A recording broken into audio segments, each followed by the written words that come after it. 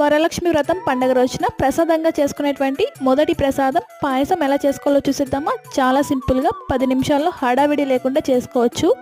ముందుగా స్టవ్ మీద కడాయిని పెట్టుకొని 2 టేబుల్ స్పూన్స్ నెయ్యిని వేసుకొని, నెయ్యి కాస్త వేడైన తర్వాత జీడిపప్పులను కూడా వేసుకొని బాగా ఫ్రై చేసుకొని పక్కకు తీసేసుకోవాలి. అదే నెయ్యిలో 1 కప్పు వరకు సేమియా కూడా వేసుకొని బాగా ఎర్రగా వచ్చేంత వరకు బాగా ఫ్రై చేసుకొని పక్కకు తీసేసుకోవాలి.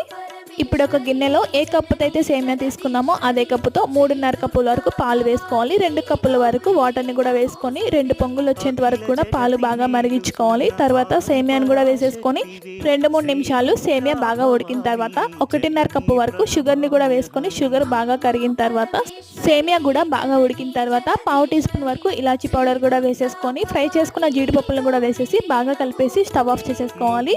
ఈ ప్రాసెస్లో కనుక చేశారంటే పొద్దున్న చేసినా సరే సాయంత్రం వరకు పాయసం అనేది అస్సలు చిక్కపడదు, చాలా టేస్ట్గా ఉంటుంది.